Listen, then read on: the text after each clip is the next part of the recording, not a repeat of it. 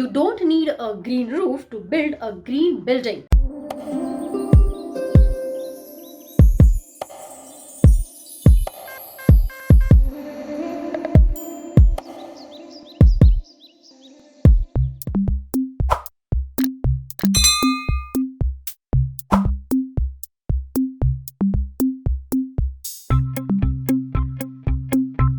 The highest goal of green architecture is to be fully sustainable. Green architecture or green building is an approach to building that minimizes the harmful effects of projects on human health and the environment. The green architect or the designer attempts to safeguard air, water, and earth by choosing eco-friendly building material and construction practices. Having said that, I have Dhanaseelan in my podcast today, who is an architect with interest in sustainable habitat development, designing environmental friendly, exploring more sustainable technology and construction, and improving living standards of the users. I have provided details of Dhanaseelan in my video description itself. Feel free to drop in any questions that you have in this video comment itself, and we will see how best we can respond to it at the earliest. I'm also active on Leher, which is an audio app. Feel free to join my club by clicking on the link that I have provided in my video description. So hey angels, welcome to my podcast today. And in case if you guys are new over here and if you resonate with my value adding channel, do not hesitate to hit the subscribe button and hit the all notifications button to see interesting people and concepts every week. So let us start with our conversation with Dhanaseelan with a green vision.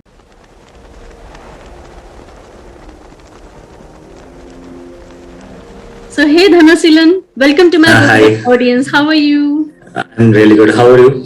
I'm doing good too, Dhana. Thanks for Yeah, joining yeah, in today. it's my pleasure. So how's life in Chennai? Yeah, it's fine. It's really good. And we have done with the floods. I think Floods, okay. things are But I getting hope better. things are like Yeah, now settled. yeah, everything is fine.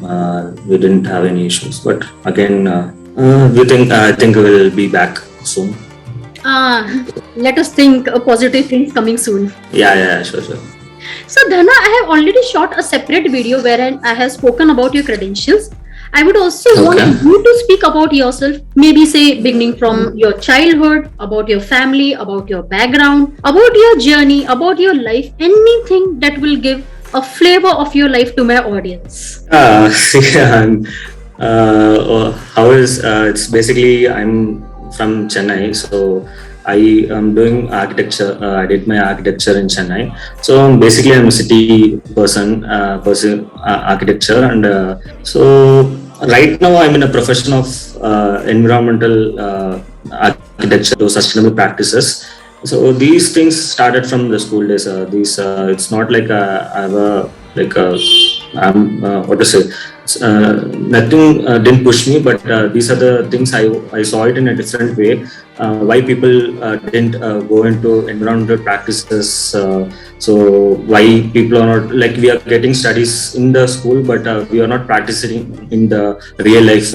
So that's the some main thing clicked me that why shouldn't I more into this, and this is what pushed me and made me to do sustainable practices in architecture.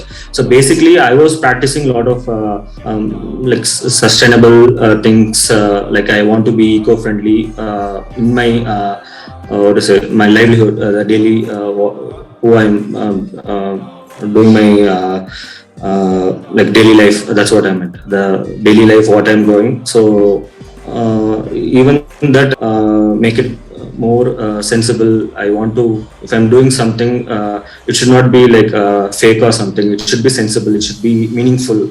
So these are things which actually made me to go into environmental architecture, what I'm practicing right now. So I think this is the I don't have a big background, but this is something made me to, and I think it's a necessity for the future too, because the pollution is rising in today's scale, and everyone knows about global warming, but many people are into that field. So at least that's a feeling I wanted to start this profession. And it's not only me, there are many people are doing for like more than 50 years, more than 60 years. And like comparing to the scale of architects who are today in the society, there are like people are working for this, and they're also struggling a lot. Each states in India have these architects doing this profession. What really inspired you, Dhanaseelan? Because what the initiative or the innovative ideas that you're talking about, where we are discussing more about environment friendly solutions, about climate change, about global warming, about sustainable practices. So what really inspired you to go into it? Because when last time when I was speaking to Venkatesh, your good friend, he told me one thing, that you are very passionate about things really being environmental friendly. So what really inspired you to become that? See, there's a basic understanding I got. It's not like I didn't know. None of the people taught me this, but this is from the nature. This basic idea I got. So there's something which is in the nature should go back to the nature. So this is always there. So what I'm going to speak is a basic science. I think everyone will understand. So the earth goes in the cycle. You can say it is a water cycle, or it is in a cycle. So that's a balance. So if there is no balance, there will be a lot of damages in the environment. So these are the basic understanding I have gone through it. So in construction, what I'm in today, so if I'm building some with materials, those materials should go back to the nature. It should not be like the material should not get extinct or something. It should be renewable. The resources should be renewable. This is what I'm speaking of, the cycle. So whatever it is, if there is a water also goes into a cycle. Even in life, we have this cycle. So this is a wide topic, which I got from my school education. But when I opted for architecture, so I wanted to have this conscious about environment in architecture too, because it's more of commercial what people are doing right now. And but again, it's I don't blame anyone, but it's what I wanted to say is the clients, the people who are going to construct buildings should at least have a sense of how to save the environment. Whatever they're going to construct should not disturb the resources, and these resources again should go back to nature. Why I'm saying that is, the last generation piece of resources, and those resources are not available to me. So that's the basic idea of sustainability. You're saving the resources for the future generation. So if you're using a lot of resources today, it won't go to your children's. So that's the basic. This is the basic idea of sustainability, but I'm just implementing in architecture. So that's the main motive why I'm going through this. So I'm also educating people to do in my circle, you should approach these kind of construction. That's just for our own sake. It's not for any commercial purpose or money making purpose, but it's for our own sake. If you are not building in such in that approach, we won't have resources. See, if I'm not having that idea right today, after 100 or 200 years, the resources won't be there for the people, the next future generation to enjoy the resources. Correct. So this is in a country like India, we have population density which is more in a small for Chennai, you can say it's around 25,000 people population density. And again, Mumbai and Delhi, everything will have around 27 population density, and they will have a lot of resources used in a small area. So, and again, we are second in population and seventh in area. So we have this population. We will be using a lot of resources. If we are depleting the resources today, we should be dependent on other countries for the resources. If we don't have a tree, if you don't have water today, these are the basic needs. Okay, so if that is not available, so we won't be getting a proper resources for the future generation. Whatever we are going to do today, it might help the future generation. It's not like for my benefit, but what I'm going to speak is about the future. So what Correct. I'm going today is benefit. It's not a very fast process, but it will benefit the future. It's going to benefit your own children. It's not going to benefit me or some other. It's going to benefit your own kid who is going to grow up like for on their children. So that's the thing you should always have in your mind. Just this approach people should have before starting their own houses if they are planning to build. Wonderfully said, Dhana. So, Yeah. Dhanaseelan, can you just tell us in brief about your projects and about your approach towards it? Yeah. See, I'm a young architect. Okay, so I'm just started my career, and many people are doing this. It's not a competition. What we are going like, there are many architects in this field. We actually share a lot of ideas, and that's how we also develop. But what I'm till now, I've done like 3 projects in Coimbatore. So Coimbatore. Okay. Coimbatore. Coimbatore, So right? I'm Coimbatore, and I'm starting few projects in Chennai too within a couple of months. So like I'm majorly focusing Tamil Nadu. So Okay. my research is based on how to revive the natural materials and how for the Tamil Nadu context. So it's going to be climate responsive too. So if you're not climate responsive, again you are going to spend a lot of energy on electricity. So these are a few things my approaches are. And material wise, I'm with the local materials. Mm-hmm. It's always good to be sustainable. You will reduce the transportation cost, and Mm-hmm. so it's always go for the local materials. So the projects which I did in Coimbatore, I've shared you the photos. There's one building with bricks. It's a exposed brickworks, and main reason for the exposed brickwork is to reduce the resources used, like for the cement plastering.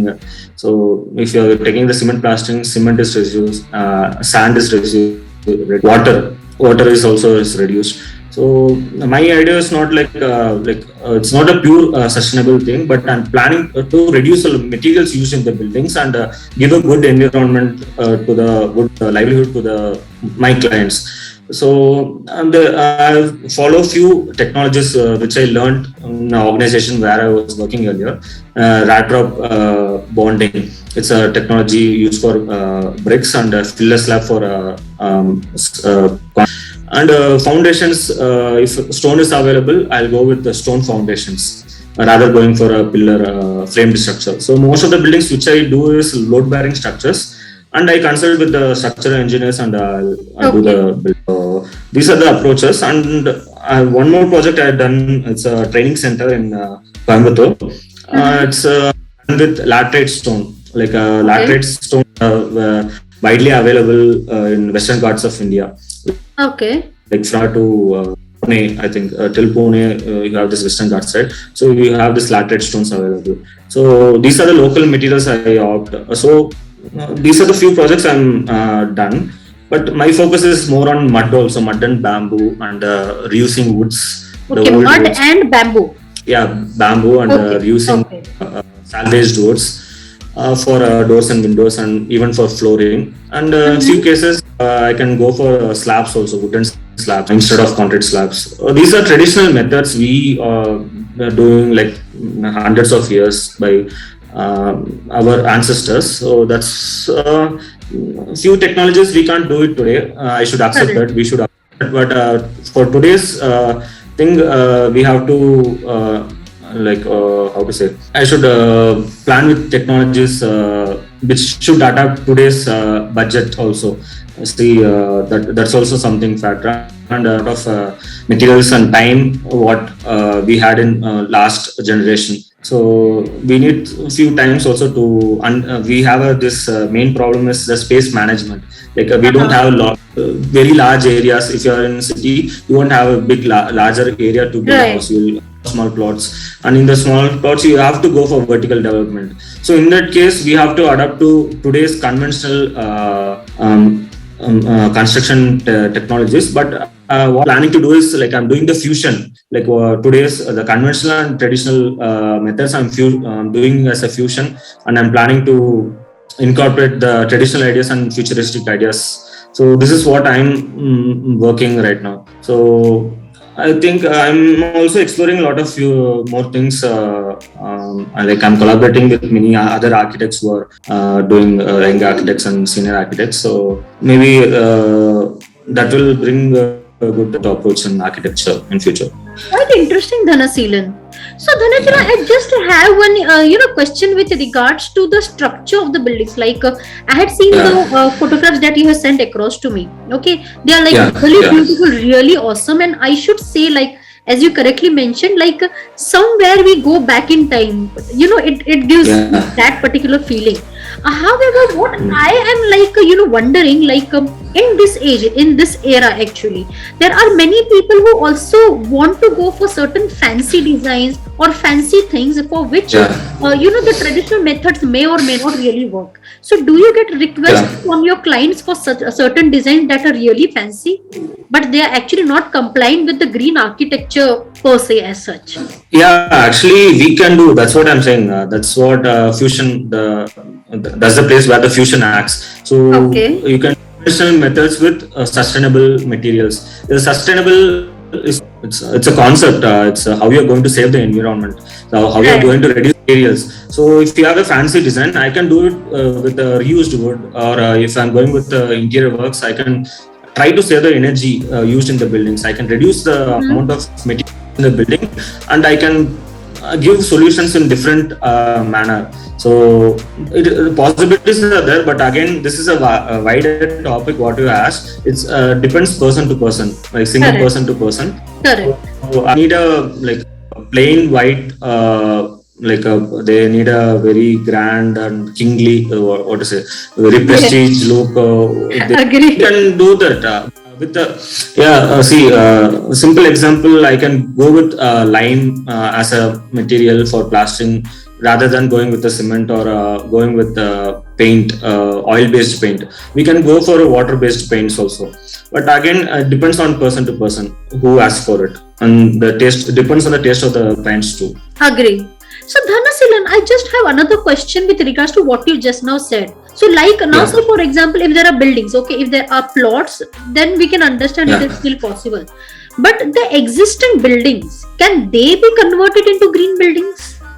Yeah, again, there's a question of this. So if it is a very old building with stone or mud, we can reuse the building, like not reuse, use the materials, or you can, without demolishing the building, you can use the spaces for the today's condition.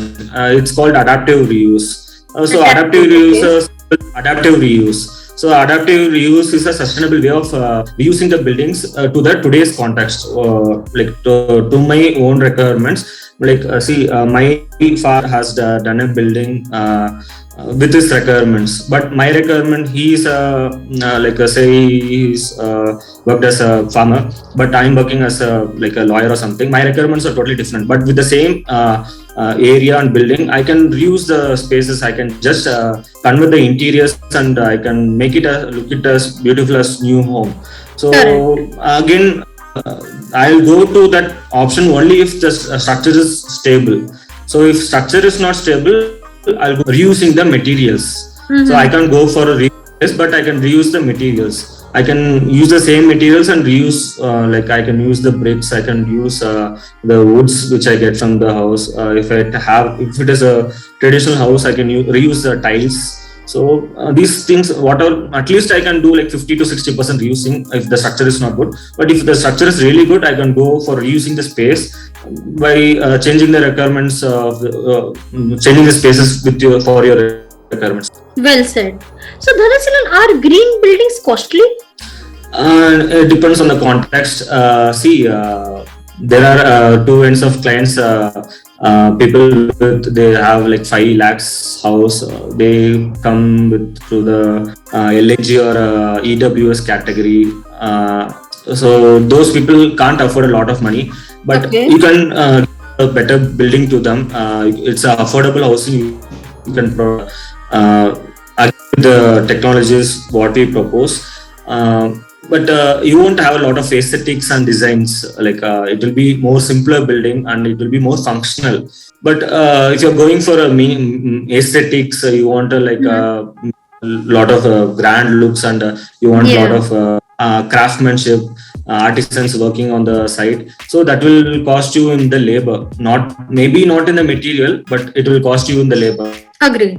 The labor for this kind of works are very less today, and the demand for them is more today.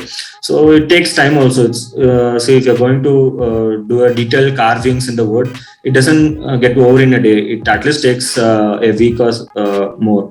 So depends on the project again. So if you are a HIG, high income group, so the budget, if you have 1 crore budget, we can do that project also. Depends upon budget to budget. Yeah, it depends on the budget, but with that budget, there are restrictions too. We can't expect a lot of things what we get in 1 crore building in 20 lakhs. So there are restrictions. We will make necessary awareness to the clients when we are having the client meetings.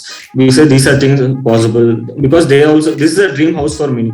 House is a dream for many people. So they have a lot of ideas they want to build. They used to inquire a lot of things, but we as an architects, we have the responsibility to say them this is not possible, these are possible, and we should convince them why it is not possible. Like we should not like adamant that we can't do, but we should convince them why this is not possible. We should make the clients understand why these things are not possible. If you're asking like if you're asking for a statue in a 20 lakhs building, it's not possible. Like landscaping so that's not necessary. So whatever my designs are like, mostly it's like if it is necessary alone, I will be approaching those things. If it is not necessary, I will go for the better way, like best option. I will provide the better option for them. Okay. So it should be reasonable too from both the sides, from the client side and the architect side. Are the green buildings durable? See, durable depends on the materials. Durability is major materials and how you how you design the buildings. But to my knowledge, I have seen many buildings which are like 200 or 300 volts, which are built with mud, lime, stones, and even wood. So, if you go to I'm from Tamil Nadu, so there are Karaikudi houses which are like 200, 300 year volts and old, and I've seen gone to many villages which are 100 years old, built with mud. So I've been to Trivandrum. So that's mostly it's done with wood only. So I've seen buildings which last like 200, 300 years old. But today text, what I feel is 200, 300 is not necessary for us. Like today, single generation is like 70 years. After 70 years, the next is going to come. They are going to again opt for the next new kind of building. So new designs or something. Correct. The father's section doesn't be the same as what his child wants. Father and mother, so it doesn't be the same as their children. So it changes. So it's always better to have a reusable materials. Like if you have a mud or going with lime, you can use that materials again and again with a new. Already, what I said is this adaptive reuse thing. So you can have the same building or a material you can do in another house with the same material. So that is the better way of sustainability, rather going for new materials. I'm not going to excavate soil from outside and bringing the transportation. So I'm already having a building, so with that I can do that. So I think 70 years and 100 years is maximum. You can most of the buildings today are going, but that's the thing, like more than 70 years I don't think people are going to go for a single house. That's a remarkable point that you have raised, Dhanaseelan, because this is exactly like what you have said, and this is what the new generation also thinks about. Like if we compare our thoughts with that of the older generations, yes, you have rightly pointed out, at that point of time it was really important for the durability of the house or the home to be around 200 or 300 years old. But as you have correctly mentioned, we really have to move along with the time, along with the requirements of the new generation. And maybe after 70 or 80 years, who knows, there might be better designs. which will occupy probably less space, Yeah. or maybe it will be more economical, and that way we will have much more flexibility to go for it. So that's a remarkable Yeah. point that you Yeah. have raised, Dhanaseelan. How to really make out if a building is actually built with a right green architecture concept? See, if it is I don't think I'm the right person to answer exactly this, but I'll just say. So if it is a larger scale building, so if it is IT or schools or any other larger scale projects, so there are rates for the buildings, Griha, lead rating. So these things certify the buildings to know whether it is a green building or not. But my major work is on residence. My major focus is on residential buildings. So in a residential building, you will get the feel from a client's point of view, not from an architect. From a client's point of view, if I'm like taking my parents, they are not in architecture background. When I'm taking them to the a house which is sustainable, like built with sustainable technologies and materials, they will understand the feel of the building, the comfort they get, the natural lighting we get without any artificial lighting. Way the house is designed, like it's bringing the comfort to them is something which changes the view of the clients, how these buildings are. So basically, sustainable practices are like more climate responsive, and they bring comfort naturally. It's not like artificially done. So if you're having a light in the room, it's a artificial lighting. So like for night, but in the daytime, if it is a natural passive technology and lightings are there, you will have a good vibrations in the house, and these are for the clients to they'll get to know this building is there's something different in this building, and they will opt for this. So this is how there are few clients who approached me. This is how they came to know this building has something refreshing, something that's what they felt. Few of my clients have said the original architecture, original way of construction is there. So I feel that natural feel when I enter these such houses. So from an architect's point of view, we see it in technical way. So I don't think I'm not saying those things here. But if it is a conversation with an architect, I'll go in depth. But as a point of view, this is how they have the feel. They'll get the feel of the building. That is. So it's more about a feeling of positive vibes, right? Yeah, that's what it is there. So it's something you see. Most of the resorts today are eco-friendly. It's not like the resorts are not artificially done. So if you have a good vibration in resorts, so this is something what natural buildings also give you. I may be wrong, but this is my point of view, what I'm sharing. So what I came to know from the people who spoke to me. So this is what I can say. What I'm saying is right, but this is what I know. So that's what I wanted to tell you. Outstanding, Dhanaseelan. Thanks a lot for responding to my questions. So now I think the time has come to take up our listeners' questions. Okay, I'm going to keep the room open for all of you now. So feel free to drop in your question. You can even speak now. Yes, Keshwan, can you hear me? Yes, very much.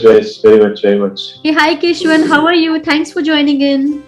Yeah, it's my pleasure to be here. Thank you so much. Wow, what an insight by Dhanaseelan sir. It's lovely. Thank you so much for this lovely session. So Dhanaseelan, like Keshwan is a motivational speaker. He has his own YouTube channel, and he's a founder, one of the good podcast of the Unjust Mindset. So Keshwan, feel free to interrupt me if I'm missing out on any of the details. So he's also my fellow podcaster, and he's all out over here now. So Keshwan, over to you. Definitely, thank you. Hello sir, this is Keshav here. I am a academic professional motivational speaker and podcast coach by passion. So I have this Unjust Mindcast motivational hub to cleanse the minds of special powered persons and as well persons who want to design their own life. I want them to make their lives better in self-motivated, and they can be passionate helpers of a lovely, blissful initiative and a project. And it's turning out to be a slow startup kind of thing, and I hope it achieves a lot. Yeah, my question here is that everyone have in Indian culture we have been using this traditional. Can you hear me, sir? Can you hear me? Yeah, I can hear. Okay. So having this clay pot related fields, right? So what is the intensity of it? Like, is it growing now? Because during our good olden days, our grandma's grandma's period, they were using this method.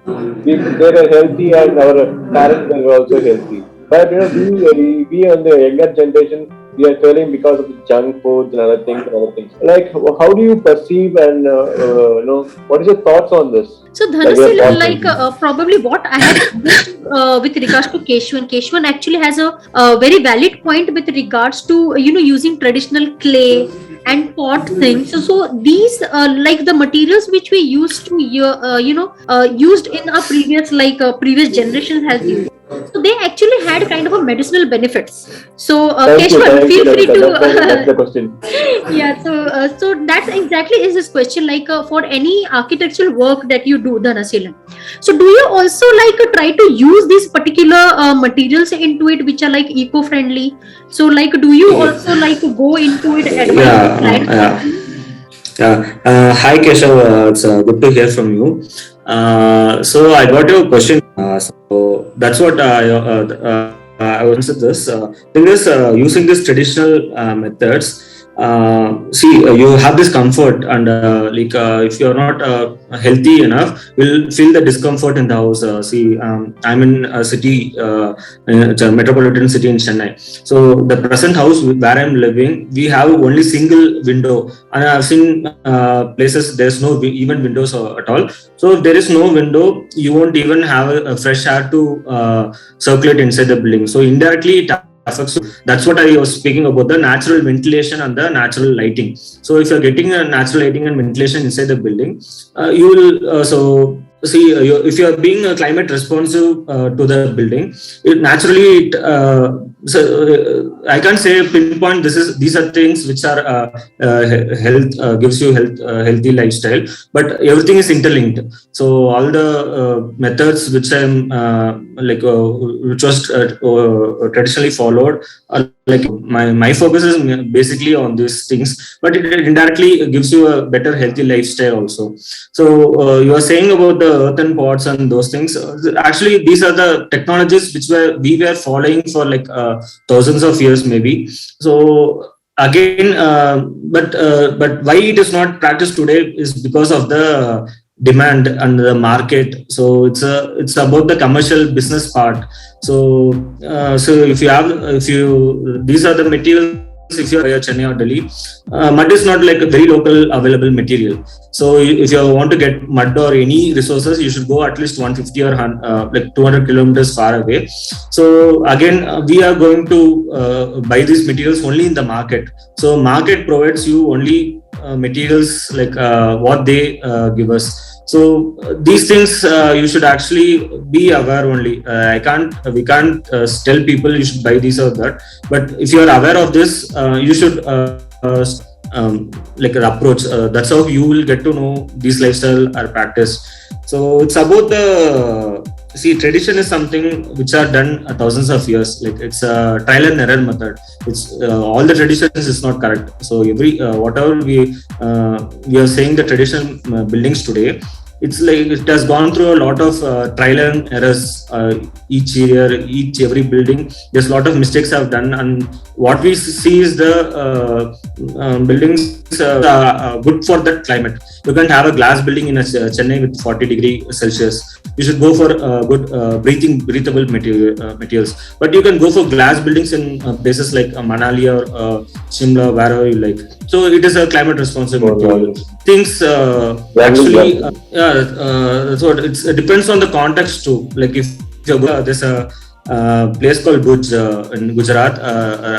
So those buildings, those are vernacular like architecture over there. So each places have their own vernacular architecture depending on the materials and the knowledge of the indigenous knowledge of the people. So it depends. So thing is, if you want to passionately do this, you should start working on how these things are there. And you people are in YouTube and you are doing podcast, so maybe you should bring all these technologies to the limelight and show people these things are there. And it's not about the commercial part, but you're helping people for a better lifestyle and better livelihood. They can, if something is good, if you're really good, I'll be happy. Thanks a lot, Keshwan. Thank you, Dhanaseelan. So having said that, Dhanaseelan, I still have one more last question for you. Can you please pass on any special message to my viewers, to my audience? Please go ahead, sir. Please go ahead. Just just be happy and make others happy. That's what I want to say.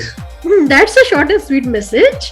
So thanks a lot, Dhanaseelan, for accepting my invite to come to my podcast, be my guest speaker. It has really been nice to, listen to your advice, listen to your responses to all the tough questions that me and Keshwan and many others have asked. So thanks a lot for your time and your efforts today. God bless you. Stay connected. Yeah. I hope you have enjoyed too. Yeah, sure.